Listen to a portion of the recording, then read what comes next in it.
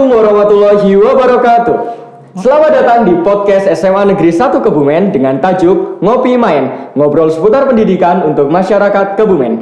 Bersama saya, host kalian Abistano Volkavi, dan kali ini saya sudah kedatangan tamu yang sangat spesial dan tentunya akan memberikan sedikit perbincangan atau materi-materi yang tak kalah penting dari biasanya. Beliau merupakan Kepala Bidang P3A dari Dinsos P3A Kabupaten Kebumen, Ibu Marlina Indrianingrum SKM MKes. Selamat datang Ibu. Ya, selamat pagi juga.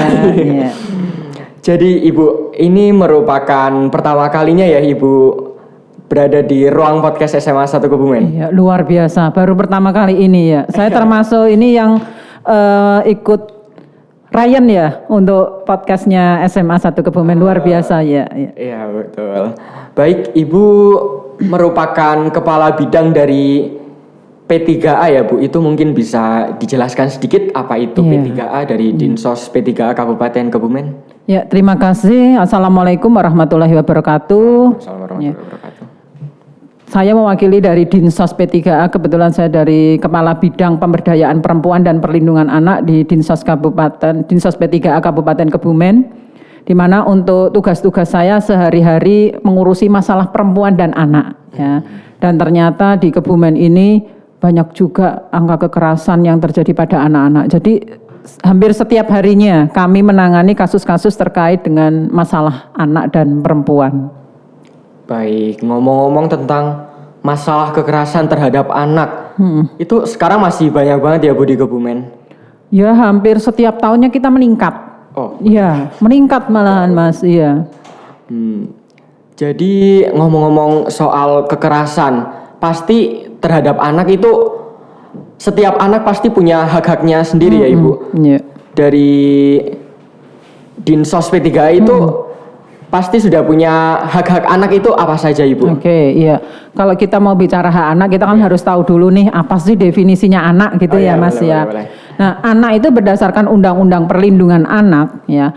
Yang dikatakan anak adalah seseorang yang berumur di bawah 18 tahun. Di bawah ya. Artinya 18 tahun persis itu dia sudah bukan anak ya. Di bawah 18 tahun termasuk yang masih dalam kandungan ya.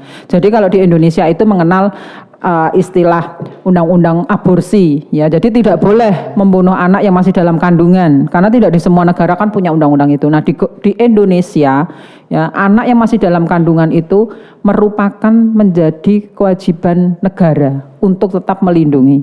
Nah, tadi ditanyakan hak-hak anak nih. Ya, hak anak itu ada 4. Ada ya. 4? Ya.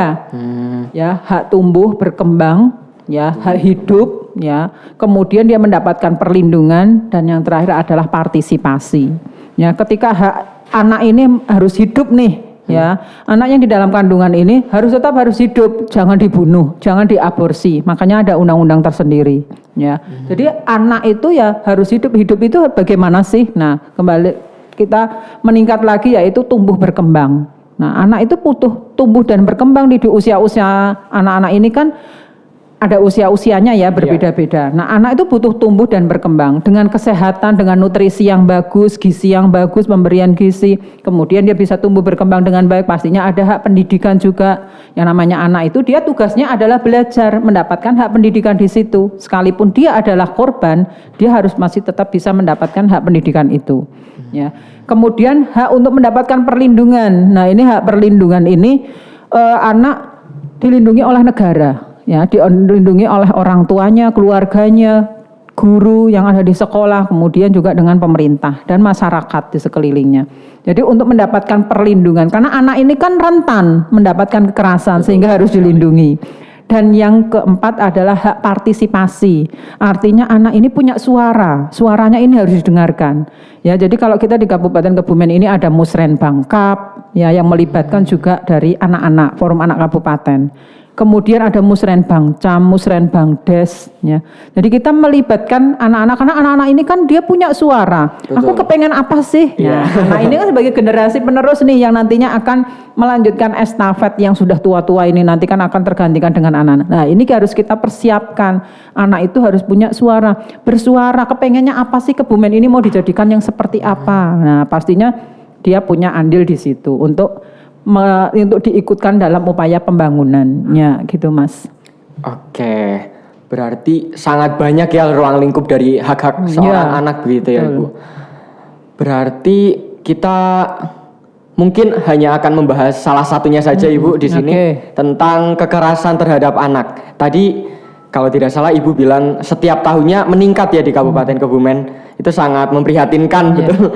Karena seperti yang kita tahu, anak itu memang waktunya bukan untuk menghadapi hal-hal seperti itu. Harusnya anak itu belajar, bermain begitu, mendapatkan hak-haknya secara maksimal. Namun malah mendapatkan kekerasan. Itu ada beberapa macam Ibu kekerasan yang sudah terjadi kepada anak di Kabupaten Kebumen.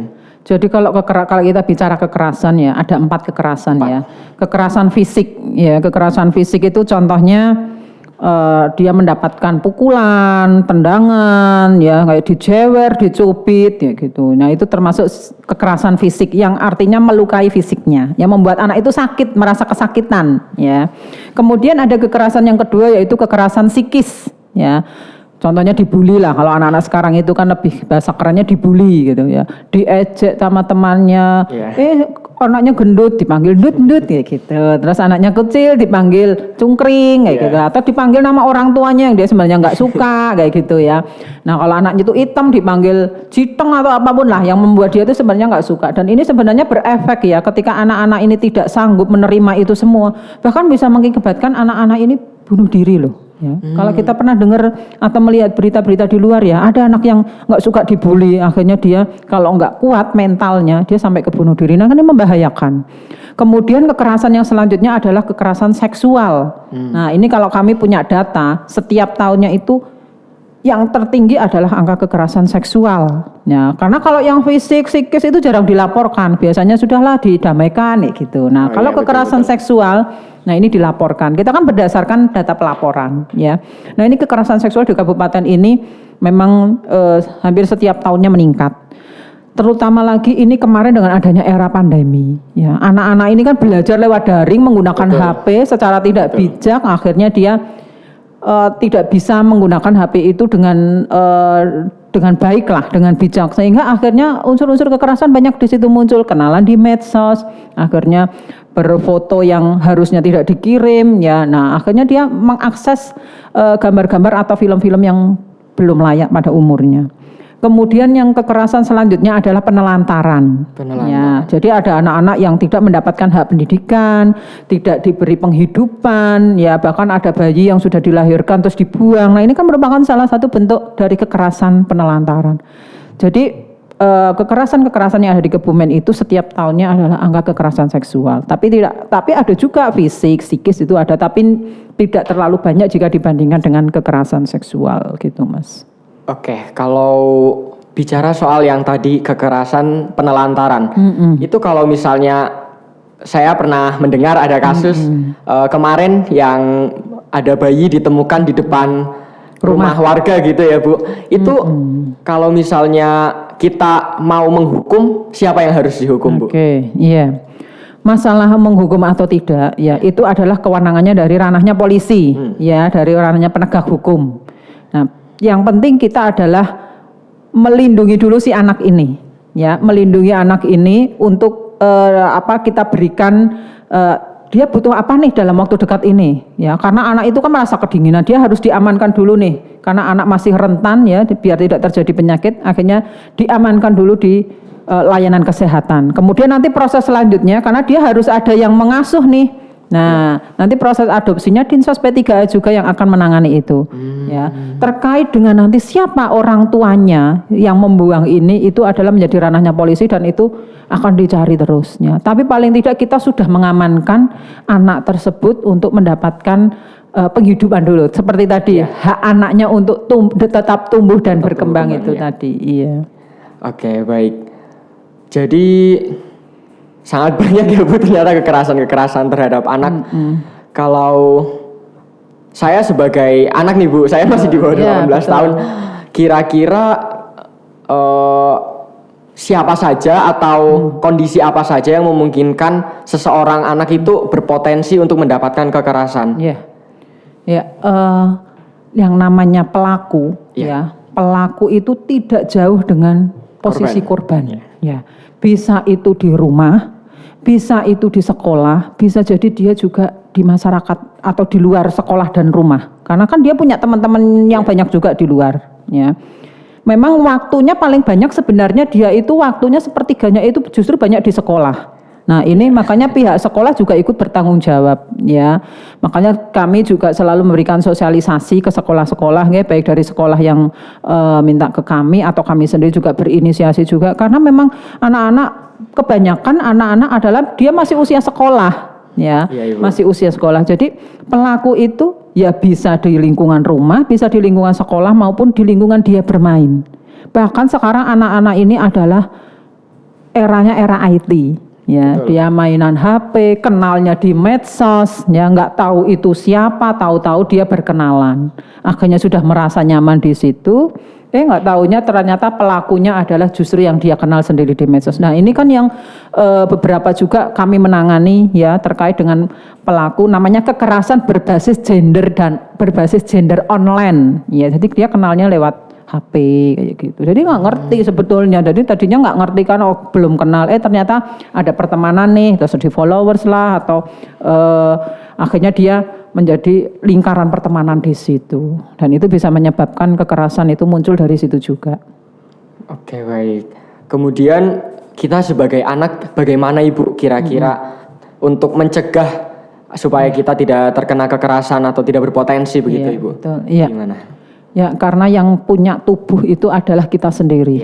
Ya, nah itu anak-anak juga perlu dikasih tahu itu tuh, ya bahwa tubuh kita itu yang melindungi siapa sih? Ya diri kita sendiri. Gitu, ya. Jadi anak-anak itu harus diberi pemahaman itu. Ya. Anak-anak itu harus diberi pemahaman bagian mana sih yang tidak boleh disentuh oleh orang lain. Ada 4 bagian, mulut, area dada, area kemaluan, dan pantat atau belakang bokong. Ya. Itu tidak boleh disentuh oleh siapapun.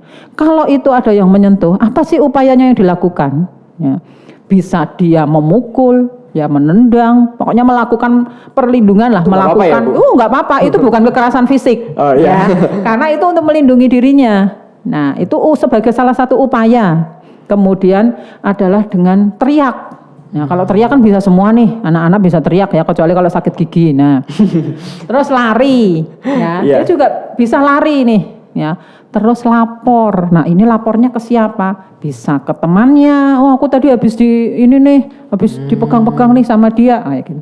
Nah, bisa juga ke gurunya, bisa juga ke orang tua, atau bisa juga dengan orang dewasa yang lain yang kira-kira bisa dipercaya siapa. Nah, itu yang harus kita berikan edukasi itu terhadap anak-anak. Ya, biar anak-anak itu paham gitu loh. Ketika aku ini harus melapor kemana nih? Iya, pasti bingung. Nah, bingung kan? Anak. Nah, nanti si guru bisa lapor ke dinas kami. Ya, kami kan bisa melakukan pendampingan. Nanti setelah kami assessment, ya, kemudian nanti kita teruskan nih. Oh, ternyata ini ada kekerasan seksual seperti ini. Yang ini tidak bisa didamaikan, tidak bisa dimediasi.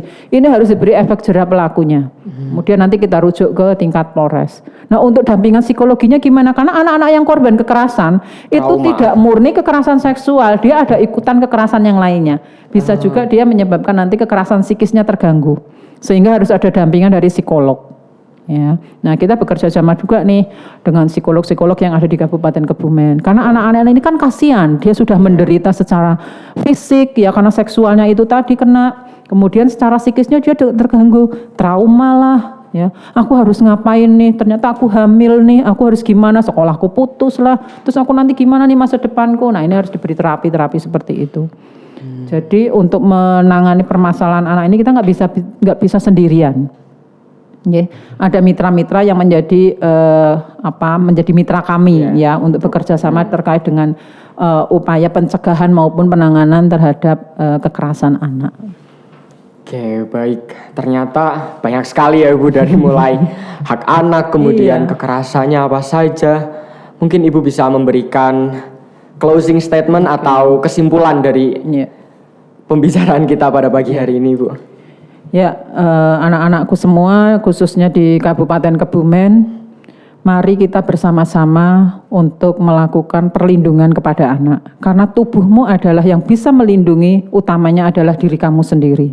Yang lainnya adalah hanya membantu. Ya. Dan ketika tubuhmu ada yang menyentuh, silahkan untuk bisa melindungi dengan cara melakukan perlindungan, menendang, memukul atau apapun yang bisa kamu lakukan. Dan kemudian bisa juga teriak, lari, dan yang paling penting adalah melaporkan, karena ini sesuatu yang penting ya.